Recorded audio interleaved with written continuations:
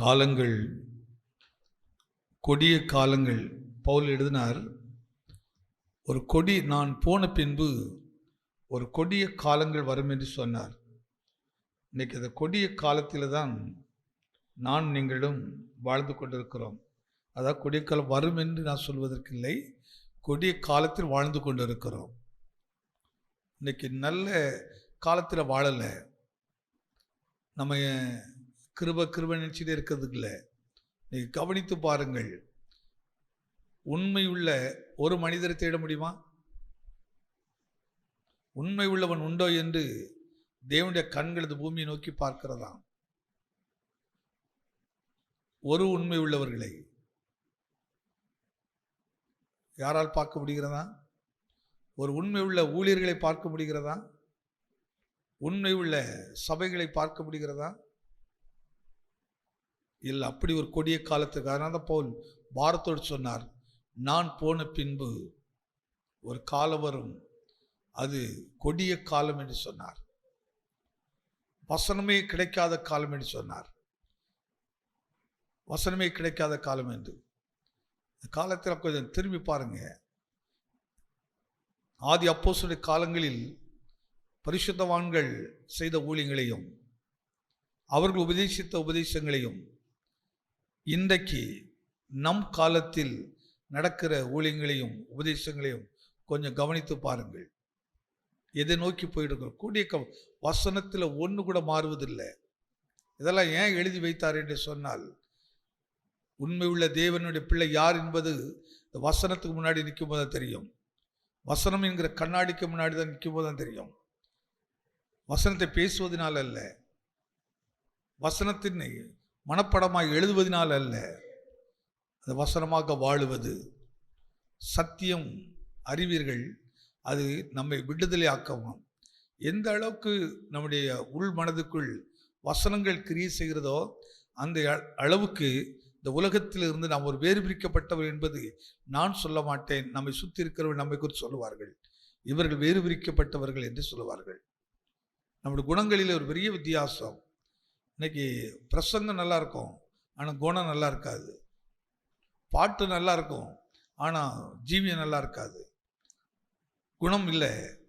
அதனால தான் குணசாலியான ஸ்திரீ கண்டுபிடிப்பவன் யார்?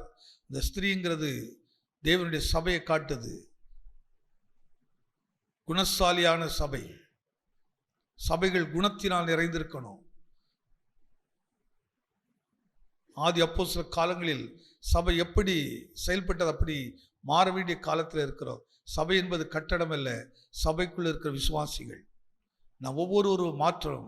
இன்னைக்கு பாருங்க, எந்த தவறு செய்தாலும் நமக்கு அது தவறு ஒத்துக்கொள்ளவே மாட்டோம், நியாயப்படுத்தி கொண்டே இருப்போம். ஒரே ஒரு வசனத்தை கொஞ்சம் திருப்பிக் கொள்ளலாம். 2 சாமுவேல் புஸ்தகம்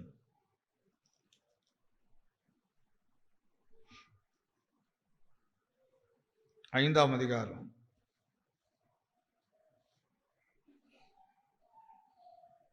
9ஆம் 10ஆம் வசனத்தை கொஞ்சம் வாசிக்கலாம். அந்த கோட்டையிலே தாவீது வாசம் பண்ணி அதற்கு தாவீதின் நகரம் என்று பெயரிட்டு மில்லோ என்னும் ஸ்தலம் துவக்கி உட்புறம் மட்டும் சுற்றிலும் இருக்கிற மதிலை கட்டினான். தாவீது நாளுக்கு நாள் விருத்தி அடைந்தான். சேனைகளின் தேவனாகிய கர்த்தர் அவனோடே கூட இருந்தார். இது நல்லா எல்லாருக்கும் தெரிந்த வசனம். இன்னும் சொல்ல போனால் நிறைய பிரியமான ஒரு வசனம் கூட. தாவீது நாளுக்கு நாள், உடனே சொல்லலாம், வினோலியா நாளுக்கு நாள் விருத்தி அடையணும் அப்படின்ட்டு எல்லாருக்கும் ஒரு ஆசை இருக்கும். என்ன, எல்லாருக்கும் ஒரு ஆசைகள், எனக்கும் இருக்கும். நாளுக்கு நாள் என்ன செய்யணும்? விருத்தி அடைய வேண்டும். இந்த வார்த்தையை நீ கொஞ்சம் கவனிக்கிறதுக்கு முன்னாடி, இந்த தாவீதுடைய குணம் என்ன? சும்மா விருத்தியில் அடைஞ்சிட முடியாது. புதிய ஏற்பாட்டில் பவுல் சொன்ன வார்த்தையை, அந்த வார்த்தையின் சாயல் தாவீதிடத்திலே பழைய ஏற்பாட்டில் இருக்குது. கடைசி காலத்தில் சொல்லுகிற காரியம், மனுஷர்கள் தற்பிரியரும் பணப்பிரியரும் சுவாப அன்பில்லாதவர்களாக மாறுவார்கள். சுபாவ அன்பு இல்லாதவளை மாறுவார். நிறைய யோசிப்பு குறித்து பேசிட்டு வரோம். அதாவது குணத்தின் அடிப்படையில் தான் இந்த வருஷம் நிறைய மெசேஜ். குணம்தான். பிரசங்கம் அழகாக இருக்கா அழகு இல்லையாங்கிறது இல்லை. அந்த பிரசங்கம் எதை நோக்கி நம்ம கொண்டு போகிறது என்று கொண்டு போகிறது. குணமுள்ள ஒரு பிரசங்கமாக மாறணும் அப்படிங்கிறது தான். குணசாலிகளாக நம்ம மாறணும் அப்படிங்கிறது தான் ஆண்டோட சித்தம். அதனால் நம்ம சபை நடத்திட்டு இருக்கல ஒரு பிரயோஜனம் இல்லை. ஒரு ஆத்மா கூட மனம் திரும்பாம கூட்டத்தை கூட்டி வச்சுக்கிட்டு ஒரு பிரயோஜனம் இல்லை. அதனால் என்ன பிரயோஜனம் இருக்குது? அதோட எல்லாத்தையும் மூடி வச்சுட்டு நம்ம போய் நல்லா ஏதோ ஒரு வேலை செய்து சாப்பிட்டுட்டு இருக்கலாம். மனம் திரும்புதல் இல்லாமல் குணப்படாத விசுவாசிகளாக இருந்து நமக்கு என்ன பிரயோஜனம் கொஞ்சம் யோசித்து பாருங்க. தாவீது நாளுக்கு நாள் விருத்தி அடைவதற்கு காரணம் தன்னை நேசிக்கிறவர்களே நேசிக்கிறது நீங்களும் நானும் செய்கிறது இல்லை, இந்த உலகத்தாரும் செய்கிறார்கள். நீங்கள் ஒரு பிளேட் பிரியாணி கொடுத்தீங்கன்னா அவங்க உங்களுக்கு 2 பிளேட் கொடுப்பாங்க. நீங்கள் அவங்களுக்கு ஒரு வஸ்திரம் எடுத்து கொடுத்தீங்கன்னா அவங்க உங்களுக்கு 4 வஸ்திரம் கொடுப்பாங்க. நீங்கள் அவங்களுக்கு ஒரு உதவி செய்தால் அவங்க உங்களுக்கு 10 மடங்கு உதவி செய்வார்கள். இவைகளெல்லாம் செய்வதனால் நான் குணசாலியானவன் கிடையாது, விசேஷித்தவனானவன் கிடையாது. நாளுக்கு நாள் விருத்தி அடைய வேண்டுமானால் தாவீதினிடத்தில் இருக்கிற காணப்பட ஒரு சிறந்த குணத்தை உங்களுக்கு அப்படி எடுத்து காட்டுற பாருங்க. தாவீது ஒரு முறை, இதில் நல்ல தெரிந்த விஷயம்தான், தேவனே அவருடைய கரத்தில் அவருடைய ஜீவனை வாங்கும்படியாக, அதாவது தாவீதை காணுகிற இடத்தில் கொண்டு போட வேண்டும் என்று சேனைகளோடு வருகிற தன் உறவினனாகிய மாமனார், தேசத்தின் ராஜா, ஆனால் இந்த மனுஷனை துரத்தி கொண்டே வருகிறார். எப்பொழுது வேண்டுமானாலும் சவுல் கையினால் நான் சாக போறேன் என்று தாவீதும் அறிக்கையிடுகிறார். அவர் சீக்கிரத்தில் கண்டுபிடித்து கொண்டு விடுவார். அதான் சொல்கிறார், மரணத்துக்கும் எனக்கு ரொம்ப தூரம் இல்லை, கொஞ்சம் தான்ப்பா, ஒரு அடி தூரம் தான். என் வாழ்க்கை ஒவ்வொரு நிமிடம் மரணத்தை நோக்கி ஓடிக்கிட்டு இருக்குது. மரணத்தை நான் எதிர்கொண்டே போயிட்டு இருக்கிறேன். அப்படிப்பட்ட சூழ்நிலையிலும் தேவன் அவருக்கு ஒரு அழகான ஒரு அனுபவத்தை கற்றுக் கொடுக்கிறார் பாருங்க. இப்படி ஒரு மனுஷன் துரத்தி கொண்டே வரும்போது அந்த மனிதனை அவனுடைய கையிலேயே, இப்போ என்ன ஒருத்தர் என்னை துரத்திட்டே வராரு, எப்போ அவருடைய கண்ணு நான் பட்டாலும் என்னை கொன்றுவார். ஆனால் ஒரு சந்தர்ப்பம் வரும்போது அவரை என் கையில் ஒப்பு கொடுக்கிறார். நான் அவரை கொண்டு போடுவதற்கான ஒரு நல்ல வாய்ப்பை கர்த்தர் என் கையில் கொடுக்கிறார். இப்பொழுது நான் என்ன செய்வேன்னு நினைக்கிறீங்க? என்ன செய்வேன்? அதில் அப்படி எடுத்துடுங்க. உங்களுக்கு இப்படி ஒரு வாய்ப்பு வந்தால் நீங்கள் என்ன செய்வீர்கள்? கர்த்தர் என் ஜெபத்தை கேட்டார், கர்த்தர் என் கண்ணீரை கண்டார், கர்த்தர் என்னோடு இருந்து சத்துருவை என் கையில் ஒப்பு கொடுத்த தேவனுக்கு ஸ்தோத்திரம் என்று சொல்லி, என்ன சொல்லி, இது ரொம்ப நல்லா அழகாக சொல்லி ரொம்ப தேடுங்க, ஸ்தோத்திரம் என்று சொல்லி பட்டயத்தை எடுத்து சவுலுடைய தலையை எதிரி தலையை வெட்டியிருப்போம். அண்ணனாகவும் இருக்கலாம், அந்த எதிரி தம்பியாகவும் இருக்கலாம், அக்காவாக இருக்கலாம், சித்தப்பா பிள்ளையாக இருக்கலாம், நண்பனாக இருக்கலாம், யாராக இருக்கலாம். செய்வோமா செய்ய மாட்டோமா? வாய்ப்பை தேடிக்கிட்டு இருப்போம். அதுக்கு யாரை சொல்லுவோம்? கர்த்தரின் ஜெபத்தை கேட்டால் தான் சொல்லுவோம். ஆனால் தாவீது அப்படி ஒரு வார்த்தை பயன்படுத்தவே இல்லை. கர்த்தரை அப்படி ஒப்பு கொடுத்து, அதில் தான் பாருங்க, கர்த்தர் எப்படி ஒரு மனுஷத்துக்கு டெஸ்ட் வைக்கிறாரு, எப்படி மனுஷன் சோதித்து பார்க்கிறாரு. நீ நல்லவங்கிறது எப்படிங்க தெரியும்? நீ ரட்சிக்கப்பட்ட ஆளுங்கிறது எப்படி தெரியும்? நீ மனம் திரும்பின ஆளுன்னு எப்படி தெரியும்? நீ உண்மையா இயேசு கிறிஸ்துவை ஆராதிக்கிற நபர் என்று எப்படி தெரியும்? வாழ்க்கையில் ஒரு அழகான ஒரு டெஸ்டை கர்த்தர் தாவீதுக்கு வைத்தார். சும்மா தாவீது வர வர விருத்தி அடையல. நம்ம கேட்ட ஆண்டவர் தாவீதை போல இன்னும் விருத்தி அடையணும். ஆனால் தாவீது இடத்துல சின்ன குணம் கூட நம்மகிட்ட இருக்காது, சின்ன ஒரு குணம் கூட இருக்காது. அழகா சொல்ற பாருங்க, சவுலுடைய மெய்காப்பாளனை கூப்பிட்டு சொல்றாரு, நீ உன் எஜமானை இப்படி காக்காம இருக்கலாமாப்பா? அவனை கூப்பிட்டு சொல்கிறாரு, நீ எஜமான காவலாளி, ஆனா நீ நிர்விசாரமா இருந்து விட்டையே, அதுக்கு எப்படின்னு கேட்கும் போதா சொல்லுகிற பாரு, ராஜாவை கூப்பிட்டு சொல்றாரு, ஐயா பாருங்க, உங்க இப்ப ஈட்டி யார்கிட்ட இருக்கு? உங்க சொம்பு எங்க இருக்கு?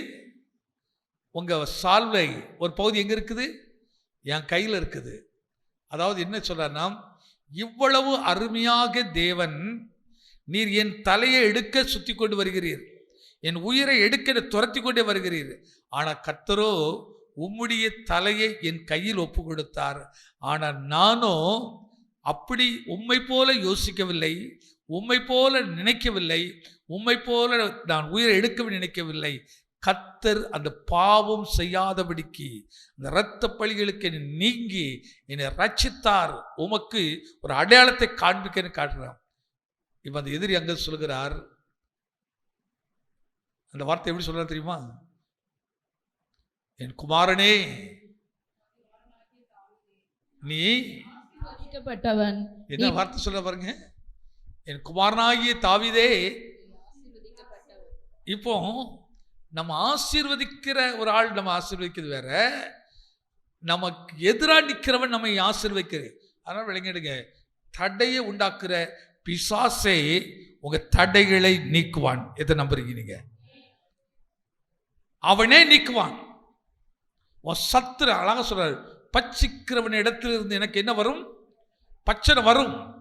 அதனால்தான் உங்களை சபிக்கிறவர்களை நீங்க என்ன செய்யாதீங்க? சபிக்காதீங்க. உங்க எதிராளியை நீங்க என்ன செய்யாதீங்க? நீங்க எதிர்த்து நிற்காதீர்கள். உங்களை சபிக்கிறவர்களை நீங்கள் ஆசீர்வதிக்க. இதான் குணம், இதான் மனதில் மாற்றம்.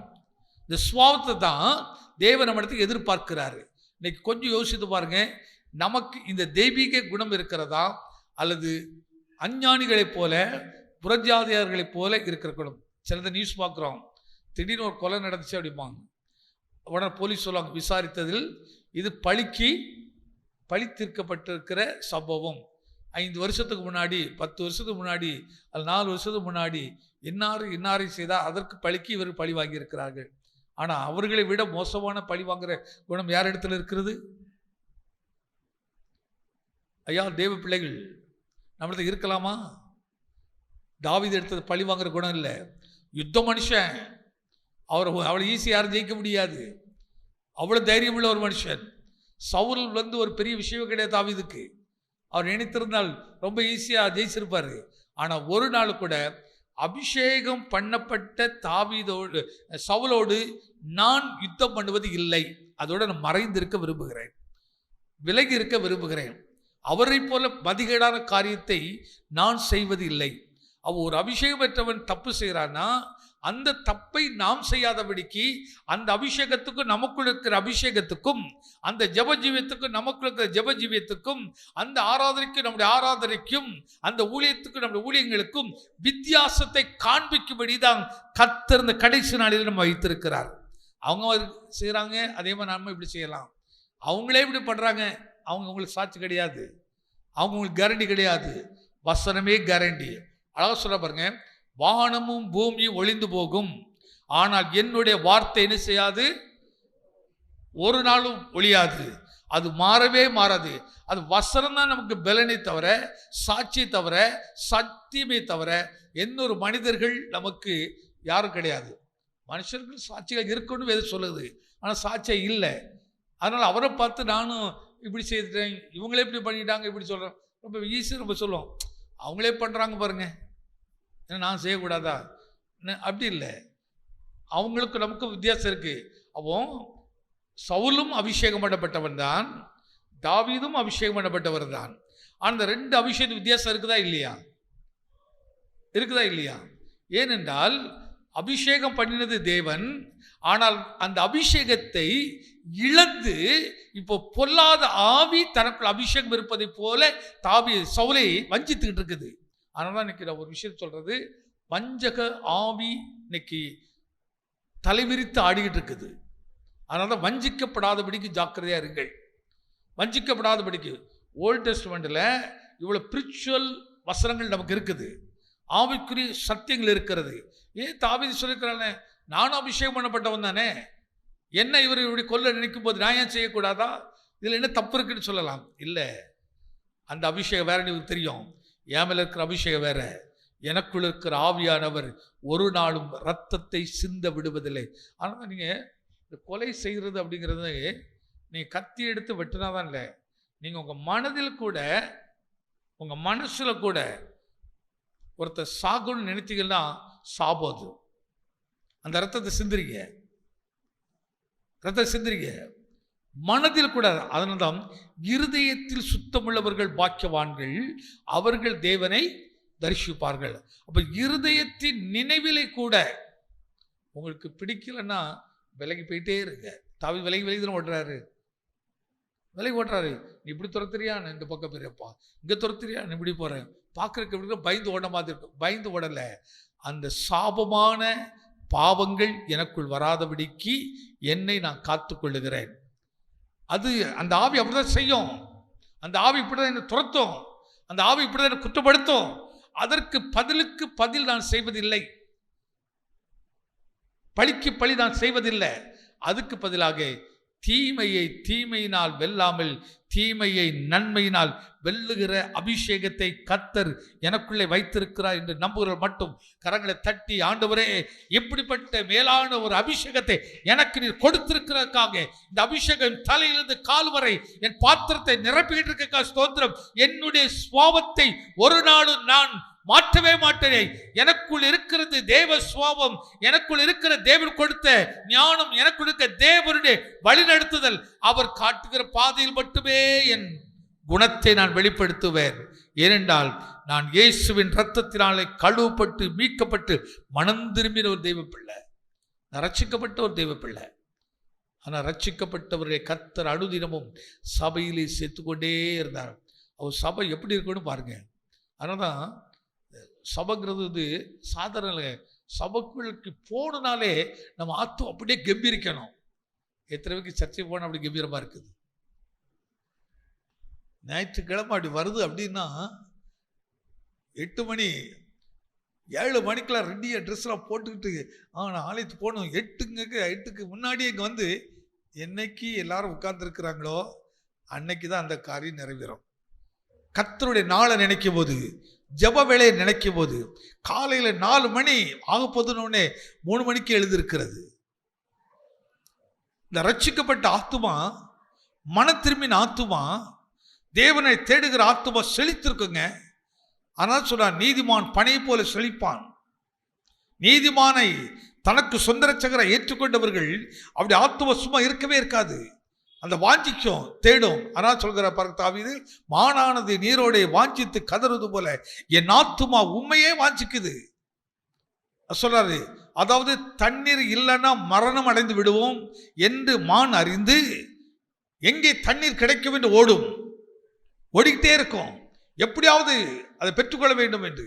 அதே போலதான் என் ஆத்துமா ஆண்டவரே உம்மை வாஞ்சிக்கிறது, உம்மை தேடுகிறது. இன்னைக்கு கிறிஸ்தவம் எப்படி போய்கொண்டிருக்கிறது என்று சொன்னால், நிர்விசாரத்தின் ஆழத்துக்குள்ள போயிச்சது. நேரம் கிடைச்சா ஜெபம் பண்ணலாம், நேரம் கிடைத்தால் பைபிள் வாசிக்கலாம், நேரம் கிடைத்தால் அதான் கிடைத்தால், அப்ப கிடைக்கலன்னா ஏன் உட்காரலாமே, சாப்பாடு கிடைத்தா சாப்பிடலாம், அப்படி உட்காரல. அது மட்டும் காலையில் 8 மணிக்கு ரெடி ஆகலன்னா என்ன கோவம் வருது, என்ன வருத்தம் வருது? ஏன் அவ்வளோ வாஞ்சியா தேடுது, அவ்வளோ விரும்புது? போஜனம் அவ்வளோ விருப்பமாக இருக்குது. ஆனால் சொல்கிறாரு, ஆத்துமா காலையில் வாஞ்சிக்கணும். ரட்சிக்கப்பட்ட ஆத்துவசமாக இருக்கவே இருக்காது, தேடிக்கிட்டே இருக்கும், வாஞ்சித்துக்கிட்டே இருக்கும். இன்னைக்கு நிர்விசாரம் நம்ம அப்படியே கட்டி வச்சிருக்குது. நிர்விசாரம் அப்படியே நம்ம அடிமைப்படுத்தி வச்சிருக்குது. எப்படி தெரியுமா? மனம் திரும்பாம நீ கோயிலுக்கு போனால் போதும், நீ நல்லா காணிக்க கொடுத்தா போதும், நீ நல்லா இதெல்லாம் செய்தால் போதும், ஆண்டவர் ஆசீர்வதித்துருவார் அப்படின்ட்டு முதல்ல கொஞ்சம் கிடைச்ச மாதிரி தெரியும். அதுக்கப்புறம் கொண்டு போவாங்க பாதாளத்துக்குள்ள. அது கர்த்தர் கொடுக்குற ஆசீர்வாதம் கிடையாது. கர்த்தர் கொடுக்குற ஆசீர்வாதம் இல்லையே, தேவன் கொடுக்குற ஆசீர்வாதம் வேறங்க. முதலாவது அப்படியே ராஜ்யத்தையும் அப்படியே நீதியும். இப்போ ஒருத்தர் நீதியா நடக்கிறன்னு சொன்னா, அப்போ அநீதியை ஜெயிக்கணுமா ஜெயிக்கண்டாமா? அநீதியை ஜெயிக்கண்டாமா? விசுவாசத்தில் வராத யாவும் பாவமே. அதாவது தேவன் கொடுக்காம நம்ம கிடைக்கிற எதுவுமே, ஐசகை அடிக்கடி சொல்லுவாங்க, லாட்ரி சீட்டினால் கிடைக்கிற ஆசீர்வாதம் அதெல்லாம் ஆசீர்வாதம் கிடைக்காது. கொள்ளையினால் வருகிற ஆசீர்வாதம் ஆசீர்வாதம் கிடையாது. கர்த்தரின் ஆசீர்வாதமே ஐஸ்வர்யத்தை தரும். அதனோட வேதனையை கர்த்தர் கூட்டுறதில்லை. அதனால தான் எப்படி வேணாலும் சம்பாதிக்க. தொழில் செய்கிறவங்களுக்கெல்லாம் ரொம்ப நேர்மையாக இருக்கணும். கிறிஸ்தவ தொழில் செய்கிறவங்க நம்மளுடைய திராசு கரெக்டாக இருக்கணும், நம்முடைய எழுத்து கரெக்டாக இருக்கணும், நம்ம வேலை நேரங்கள் கரெக்டாக இருக்கணும். நம்ம வேலைக்கு அங்கே ஆஃபீஸ் 9 மணின்னு சொன்னால் நம்ம 9 வரைக்கும் போகக்கூடாது. அப்படித்தானே? நம்ம கொடுத்தாங்க அப்படியே நோட் பண்ணிகிட்டே இருப்பாங்க. ஐயா எஸ்தருக்கு எத்தனை மணிக்கு வர்றா, ஆனால் அங்கே இருக்கிற எப்படி எத்தனை மணிக்கு வராங்க அப்படின்னு ரெண்டே பார்ப்பாங்க. ஆனால் ப்ரெசன்ட் பார்க்கும்போது எஸ்தர் 31 நாள் எப்படி இருக்கிறான்? 9 மணிக்கு ஆஃபீஸ் சொன்னால் 8:50 அங்கே இருக்கிறாள். மற்றதை பார்த்தா ஏற்ற இறக்கமாக இருக்கும். அவங்க என்ன சொல்லுவாங்க, ஏன் எப்படி? அப்போதான் நாம் சொல்ல முடியும், நாங்கள் ஆராதிக்கிற கர்த்தர் எங்களுக்கு எங்கள் வேலையிலே உண்மை உள்ளவர்களாக இருக்க கற்றுக் கொடுத்திருக்கிறார். அதனால தான் உண்மை உள்ளவன் பரிபூர்ண ஆசீர்வாதத்தை பெறுவான். உண்மை, எந்த இடத்துல எந்த வேலை செய்தாலும் உண்மையாக இருக்கணும். பொய் சொன்னால் கொஞ்ச நேரம் நல்லா ஓடும், அதுக்கப்புறம் அது பெரிய ஆக்சிடென்ட் உண்டாக்கிறோம், பெரிய ஆபத்தை உண்டாக்கிறோம். கொஞ்சம் கொஞ்சமாக தாவீதை சொல்கிற பாருங்க, தாவீது நாளுக்கு நாள் விருத்தி அடைந்து சேனைகளின் தேவனாகிய கர்த்தர் அவரோடு இருந்தார்.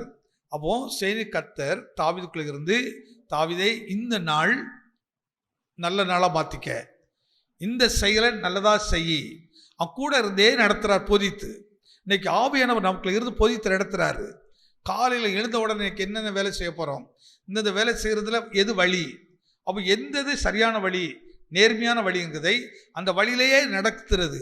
சைடில் அப்படி இப்படிலாம் பேரக்கூடாது. நேர்மையாக நடக்கிறவர்கள் தான் சமாதானத்துக்குள் பிரவேசிப்பார்களாம். நேர்மையாக நடக்கிறவர்கள். ஆனால் நீ இந்த உலகத்தை எப்படிலாம் நடக்க முன்னாடி இருக்குது. அதனால் சொல்லிட்டார், பரலோகத்துக்கு போகிற வழி எப்படி இருக்கும்? இடுக்கமும் நெருக்கமாக இருக்கும். ஆனால் நரகத்துக்கு போகிற வழி எப்படி இருக்கும்? விஸ்தாரமாக இருக்கும். அங்கே நீ எப்படி வேணாலும் போகலாம், இந்த சந்திலையும் போகலாம், அந்த சந்திலையும் போகலாம், அந்த சந்தை எந்த சந்திலனா போகலாம். ஆனால் தேவராஜ்யத்தில் போகிறதுக்கு இந்த வழினா இந்த வழி தான். இயேசுவை அல்லாமல், இயேசுவின் வார்த்தையை அல்லாமல், சும்மா இயேசுனோட இயேசு ஏற்றுக்கொண்டவன அப்படி பெற முடியாது. அவர் உங்களுக்கு என்ன சொன்னாரோ அதன்படி செய்யும்போது, அந்த வழியில் நடக்கும்போது, நீங்கள் எவ்வளோ கஷ்டம் வந்தாலும் பாருங்கள், எவ்வளோ பாடுகள் வந்தாலும், ஆனால் அவர் வழியிலே நீங்கள் நடந்து பாருங்கள், எந்த கஷ்டங்களும் உங்களுக்கு பெரிய கஷ்டமாக தெரியாது. எந்த பாடுகளும் ஒரு பெரிய பாடுகளாகவே தெரியாது. எது இல்லைன்னா கூட ஒரு நம்ம கரெக்டாக சொல்லணும்னா, நீங்கள் கிறிஸ்துவின் அந்த அன்பை ருசித்து பழகிட்டீங்கன்னா, ஒருவேளை இன்னைக்கு மத்தியானம் வீட்டில் சாப்பாடு கூட இல்லாமல் இருக்கும், ஆனால் உங்களுக்கு சாப்பிட்டதை போல திருப்தியாக இருப்பீர்கள், அவ்வளோ மகிழ்ச்சியாக இருப்பீங்க. ஒரு சின்ன வருத்தம் கூட இருக்காது, ஒரு சின்ன பலகீனம் கூட இருக்காது. நல்லா சாப்பிட்டா கூட சொல்லுவான், எப்போ என்ன நடக்கவே முடியலம்மா, ஆனால் நீங்கள் 2 மீல் நடப்பீங்க. அப்போ தான் யோசிச்சு வைப்பாங்க, இவன் சாப்பிடவே இல்லை, எப்படி இவன் நடக்கிறான்? என்னை பலப்படுத்துகிற கிறிஸ்துவினால் எல்லாவற்றை செய்ய எனக்கு பலன் உண்டாகிட்டே இருக்குது. அந்த பலன் எங்கிறது வருகிறது? அப்படி வசனத்தினாலே பலன் உண்டாகிறது. மனுஷன் அப்பத்தினால் மாத்திரமல்ல, தேவனுடைய வாயிலிருந்து புறப்படும் ஒவ்வொரு வார்த்தையினாலும் பிழைக்கிறான். அப்படி நம்ம சபை கூடி வர நோக்கம் என்ன? நல்லா பாடணும், அதுக்கப்புறம் நம்ம மற்றவங்களுக்கு ஜெபம் பண்ணோம். இன்னைக்கு ஜெபம் பண்ண நோக்கம் இல்லை, குடும்பத்துக்கு பிரச்சனைகள் தீர்வதற்காக. இப்பொழுது தீர்வதற்கு ஆலோசனை போதனைகளை கொடுக்கிறோம். அப்போ தாவீது நாளுக்கு நாள் விருத்தி அடைவதற்கு அவனிடத்தில் சிறந்த குணம் என்னன்னு சொன்னால், ரத்தம், அதாவது தேவன் அபிஷேகித்த அல்லது தனக்கு மேலாக எஜமான இருந்தவனை நான் கொல்லுவது இல்லை. அவர் என்னை கொண்டு போட்டால் பரவாயில்ல, ஆனால் நான் அவரை கொண்டு போட மாட்டேன். என்ன டெடிகேஷன் பாருங்க, எவ்வளவு தேவ பயம். நம்ம கொஞ்சம் யோசித்து பாருங்க, உங்க ஜீவனை கொடுப்பீங்களா? ஆனால் தாவீது தன் ஜீவனை கொடுக்க ஆயத்தமா இருக்கா. சொல்றாரு, மரணத்துக்கும் எனக்கு கொஞ்சம் தூரம் தான் இருக்குதுயா, எப்போ வேணா சவுலினை கொண்டு போடலாம், ஆனாலும் நான் என் கையை அவர் மேல வைக்க மாட்டேன். ஏன் வைக்க மாட்டேன்? நான் கர்த்தர் மேல் நம்பிக்கை இருக்கிறேன். கர்த்தரனை காக்கட்டும், கர்த்தரனை காப்பாரானால் காக்கட்டும், இல்லை கர்த்தர் என்னை ஒப்பு கொடுத்தால் ஒப்பு கொடுக்கட்டும். எதை செய்தால் கர்த்தர் செய்யிட்டு நம்பிக்கை கர்த்தர் மேல வைக்கிறான் பாருங்க. அதனால தான் கர்த்தர் ஒரு டெஸ்ட், இந்த உண்மையான டெஸ்ட் பார்க்கிறாரு. அதுல தாவீது ஜெயிக்கிறார். அடுத்த சம்பவத்தை பார்த்தீங்கன்னா, அடுத்து அதே சவுல் தன்னுடைய ஈட்டி மேலே அவன் விழுந்து கிடக்கிறான். பிள்ளைகள், அந்த குடும்பமே மரணத்தில் இருக்குது. இந்த நேரத்தில் ஒருத்தர் வந்து சொல்றான், ஐயா சவுல் செத்து போயிட்டாரியா அப்படின்னு தாவீது சொல்கிறான். அவன் என்ன நினைச்சான்னா, சவுல் செத்து போயிட்டாங்கிற செய்தியை நான் தாவீதுக்கு சொன்னா எனக்கு என்ன கிடைக்கும்? வெகுமானம் கிடைக்கும். நல்ல இன்னைக்கு குணம்லாம் எப்படி இருக்கு பாருங்க. நல்ல செய்தியை விட இன்னைக்கு 2 பேருக்கு பிரச்சனை இருக்குன்னா அதுல யாருக்காவது ஒருத்தர் இடத்துல போய் உங்க எதிராளிக்கு இப்படி நடக்குது அப்படின்னு அந்த கெட்ட செய்தியை சொல்லி அவங்க இடத்துல இருந்து அன்பை பெறுவதற்கு அல்லது அவங்கள்ட்ட தயவை எதிர்பார்க்கிறது, அது சுபாவம் இருக்குதா இல்லையா? என்ன பிள்ளைங்க இருக்குதா இல்லையா?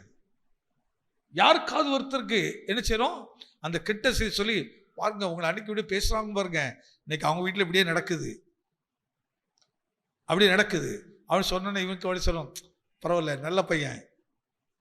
ஆனால் தேவ பிள்ளைகள் நெகட்டிவான செய்தியை உன் சத்துருவிடத்திலிருந்து கொண்டு வந்தாலும், இதாங்க ஸ்பிரிச்சுவல் வளர்ச்சி, ஆவிக்குரிய பிள்ளைகளுடைய சுபாவங்கள், மனம் திரும்புதல்.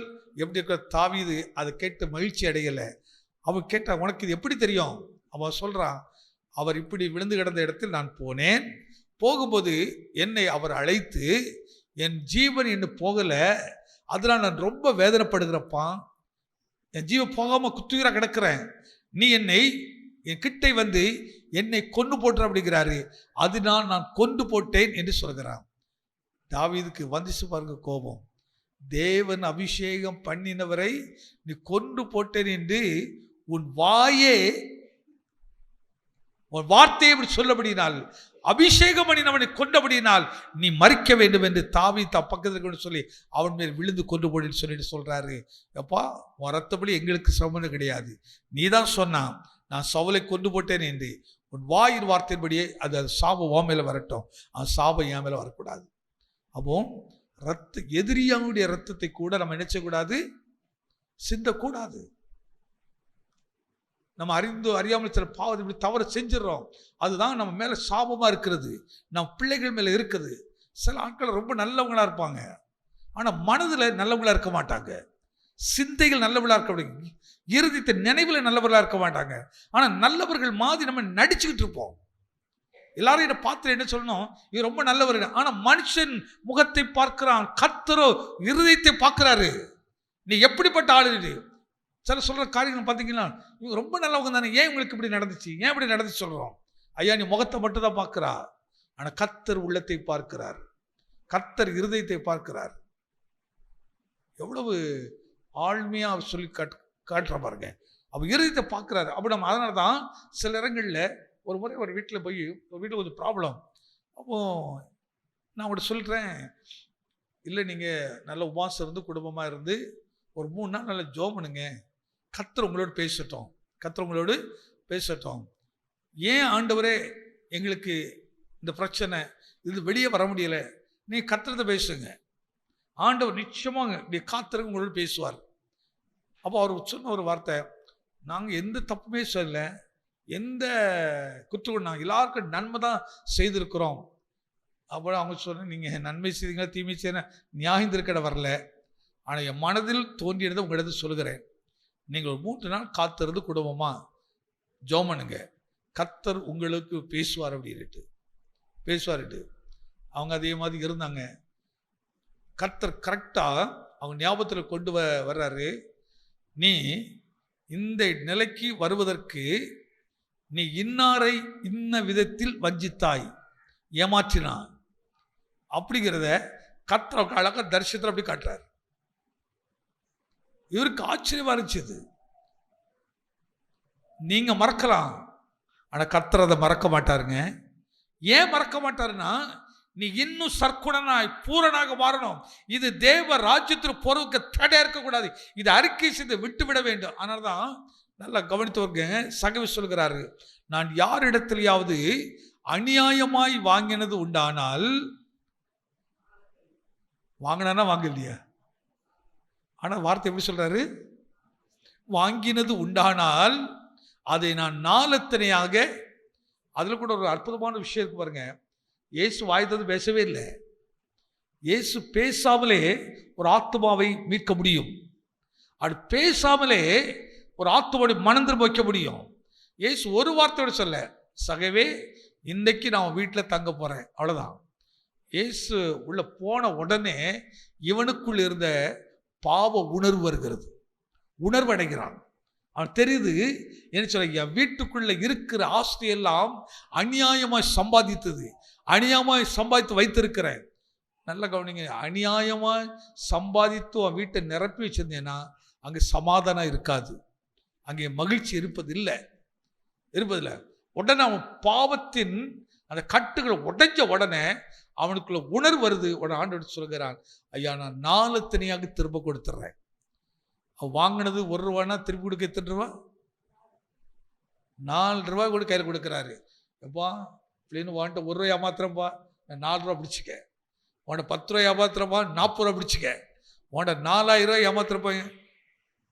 இப்போ எத்தனை மடங்கு?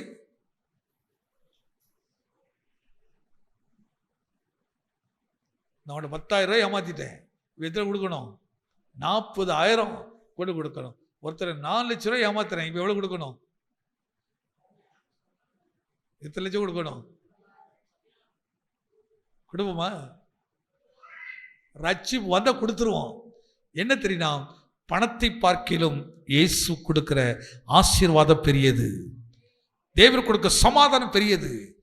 அதனால தான் என்னுடைய சமாதானத்தை உங்களுக்கு வைத்து இதுதான் உண்மையான மனம் திருப்புதல். யாராவது அப்படி ஒன்று உங்கள்கிட்ட கொடுத்துருக்காங்களா? அல்ல நீங்கள் நாம யாருக்கா கொடுத்துருக்கோமா?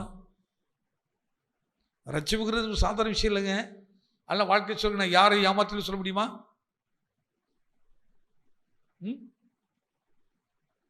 சொல்ல முடியுமா?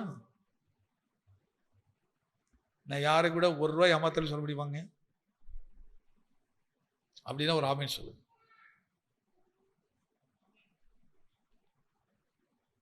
கரங்களை தட்டி சொல்லுங்க. அவங்க 2 பேரும் ஒரு கரங்களை தட்டி ஆமேன்னு சொல்லுங்க. எவ்வளவு பெரிய ஆசீர்வாதம் தெரியுமா? ஆமே. நீ ஏமாற்றி எடுத்து வைத்திருந்தா ஒரு காலம் வரும், அன்றைக்கு கர்த்தர் உன்கிட்ட வட்டி முதல்ல எடுத்து கொடுத்துருவாரு.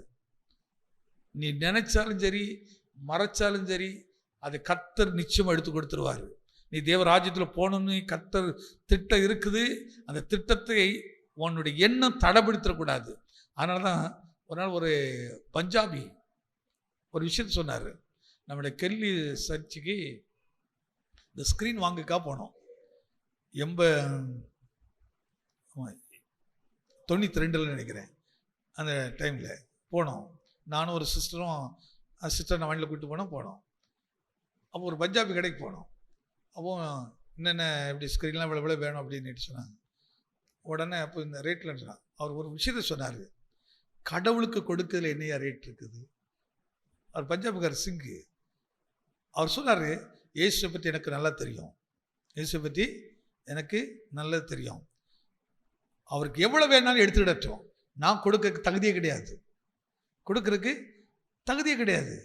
அதாவது சர்ச்சைக்கு இது வாங்க போகிறேன்னு சொன்னோன்னே அத்தனை கடைக்காரர் கூப்பிட்டு வேலை செய்கிற கூப்பிட்டு சொல்கிறாரு, அவங்க எவ்வளோ கேட்டாலும் என்னென்ன கேட்டாலும் அத்தனையும் ஆனது கொடுத்துருங்க. கடவுளுக்கு நான் கொடுக்கறதுக்கு நான் தகுதி கிடையாது. நான் பாவம் உள்ள மனுஷன், அவர் பரிசுத்தம் உள்ள தேவன், உண்மை உள்ள தேவன். அவர் என்னிடத்துல எவ்வளோ எடுக்கனாலும் எடுக்கட்டும் அப்படி சொல்லிட்டு தான் அவர் சொல்கிறாரு, ஒருவேளை எனக்கு யார்கிட்ட ஏமாற்றி வச்சுருந்தேன்னா கூட அதெல்லாம் கர்த்தர் சேர்த்து எடுத்துக்கிட்டோம். ஒரு புறஜாதி மனுஷன் அறிந்து வைத்திருக்கிறாரு தேவன் எப்படிப்பட்டவர் என்று. அவர் சாட்சி கொடுக்குறாங்க, அவர் பரிசுத்தம் உள்ள தேவன்கிறாரு, உண்மை உள்ள தேவன் அப்படிங்கிறாரு. கண்களால் பார்த்து காதால் கேட்டு வாங்கிட்டு வந்தோம், காசு கொடுத்தா வாங்கவே இல்லை. அப்போ அவருக்கு தெரியுது, நான் ஏதோ ஒரு விஷயத்தில் நான் கடனாளியாக இருக்கிறேன். இன்னைக்கு இந்த கடன் தீர்க்கிறதுக்கு எனக்கு ஒரு வாய்ப்பு கிடைச்சிருக்குது. அவர் சொன்ன ஒரு விஷயம், அதெல்லாம் நாங்கள் கூட வேண்டாம்னு சொல்லிப்பேன். அவர் இயேசு உண்மை உள்ள தேவன், அதை நான் அறிவேன் அப்படின்னார். எனக்கு தெரியுங்க, அவர் பரிசுத்தமுள்ள தேவன் என்பதை அறிவேன், எனக்கு தெரியும் அப்படிங்கிறார். அவன் தேவன் அறிந்தவன். நல்லா கவனிச்சு பாருங்க, அவனுடைய இருதயம் சந்தோஷமா இருக்கும் பாருங்க, மகிழ்ச்சியா இருக்கும். நம்ம ஒரு 10 ரூபா கம்மி பண்ணி கொடுத்தா கூட என்ன செய்வோம்? கொடுக்க மாட்டோம். அவனுக்கு தெரியுது, அவன் ஒரு விஷயத்தை விளங்கிட்டான், என்னிடத்தில் அனித்தியமானது இருந்தால் அதை கர்த்தர் வேணா எடுத்துருவார். ஆனால் சொல்ல, நான் அவருக்கு கொடுக்க முடியாது, அவரே என்னிடத்திலிருந்து எடுத்துக்கொள்ளட்டும், அவரே என்னிடத்திலிருந்து எடுத்துக்கொள்ளட்டும், எனக்குள்ள எல்லாம் அவரிடம் தான் இருக்குது, எவ்வளோ வேணா எடுத்துடுங்க. அப்படி ஒரு சாட்சி அக்பர் இன்னைக்கு வர பார்த்ததே இல்லை. என்ன வாசிக்குமா?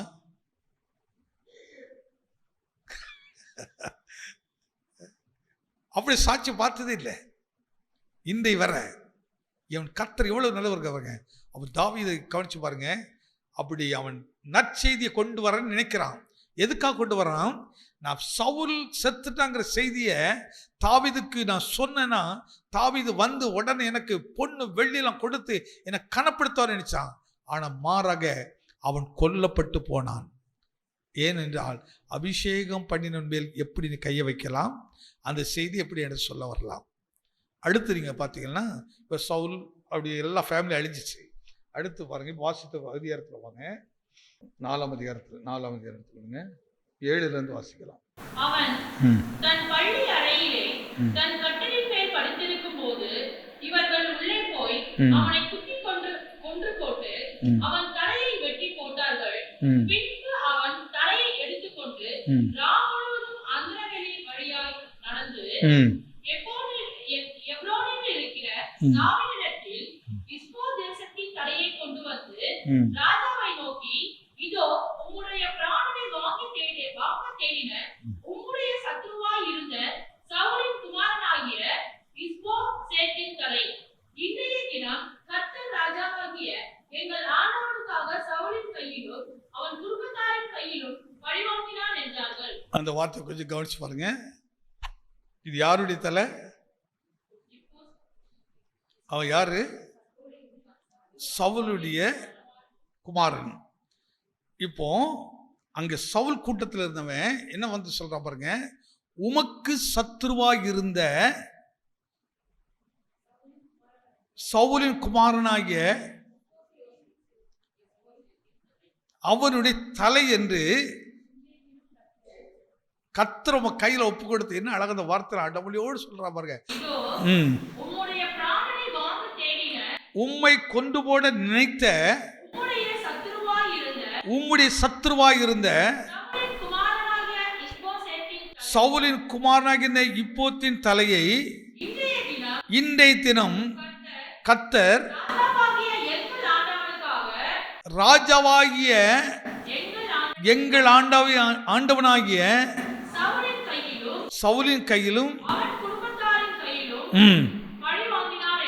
பழி வாங்கினார் என்றார்கள். ஆனாலும் தாவீது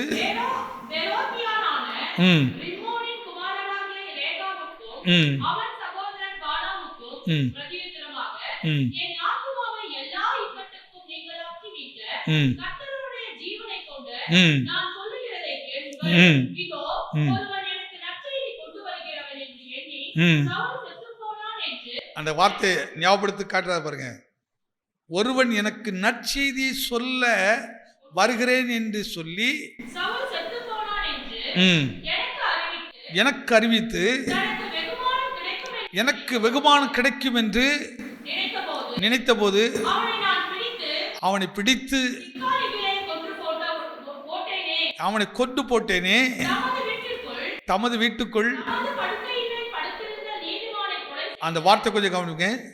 தன்னுடைய வீட்டுக்குள் படுத்திருந்த நீதிமானுடைய கொலை செய்து பொல்லாத மனுஷருக்கு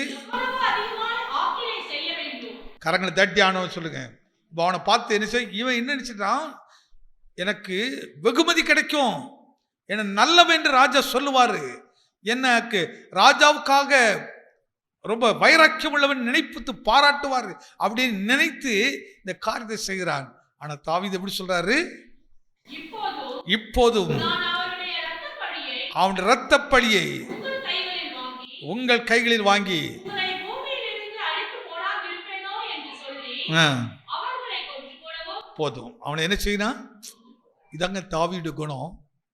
அவன் ஒரு நாளும் ஒரு சூழ்நிலை கூட தன் எதிரிகள் மடிந்து போகிறத விரும்பல. இன்னைக்கு நானும் நீங்களும் நம்ம குணம் எப்படி இருக்குது, நம்ம சுவாபங்கள் எப்படி இருக்குது பாருங்க.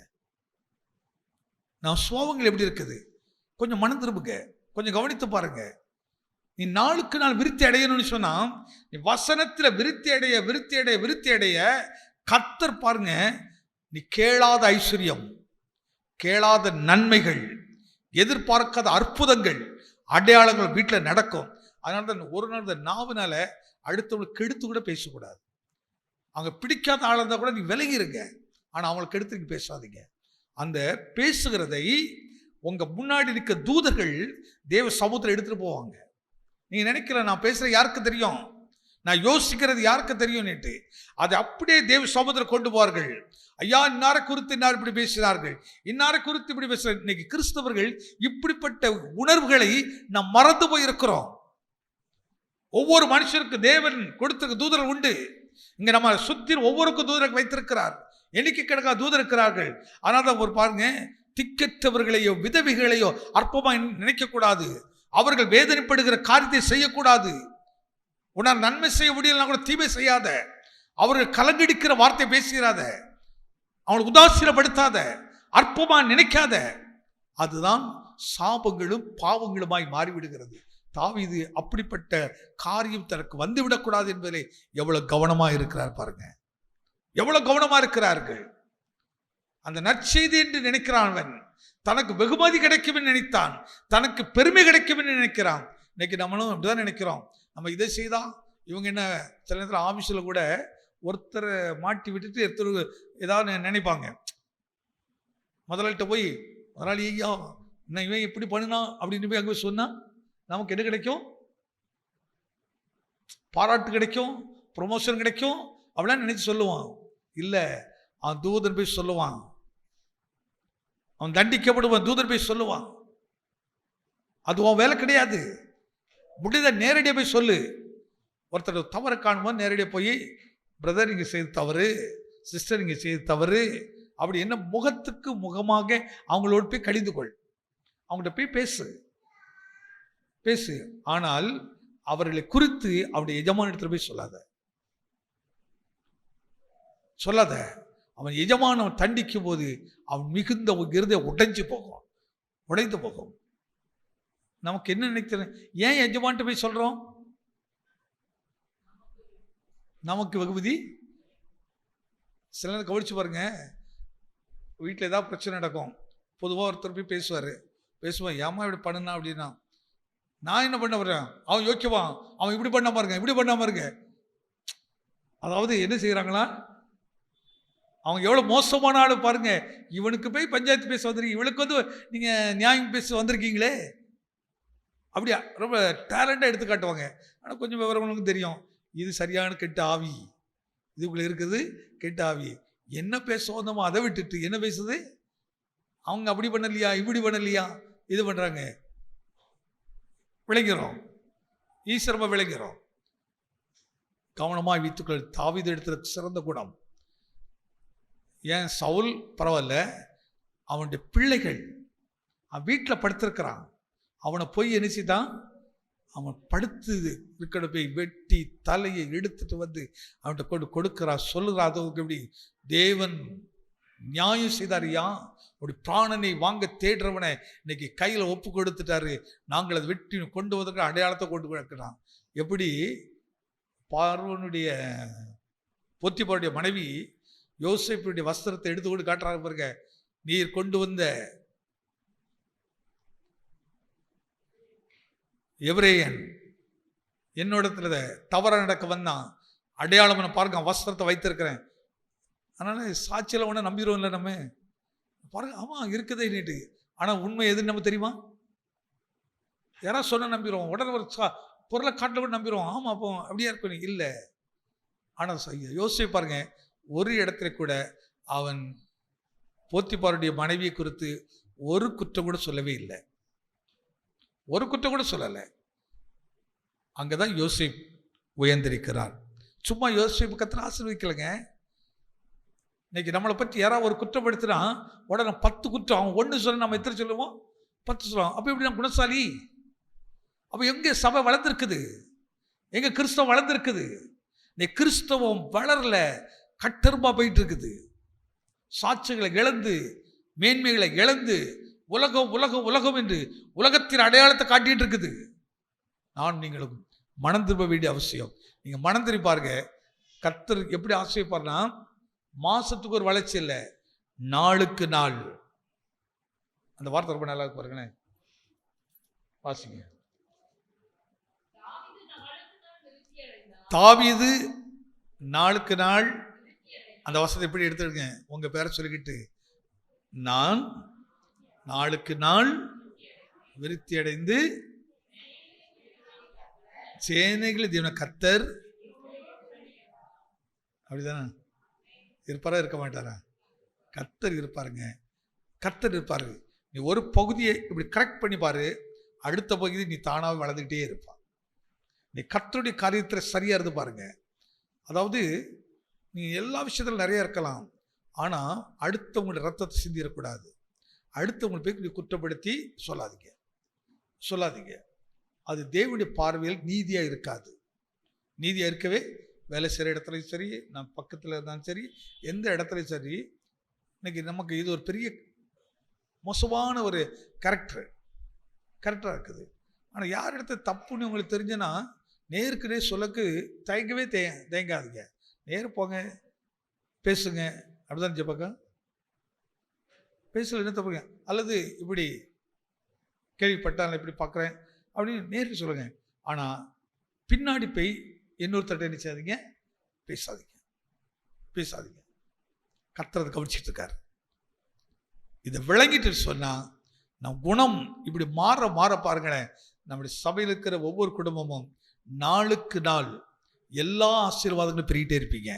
நீங்கள் ஆசீர்வாதத்தை தாரடி கேட்க வேண்டியது இல்லைங்க, இடங்கொள்ளாமல் போக மட்டும் உங்களை கர்த்தர் நிரப்பிட்டே இருப்பார்.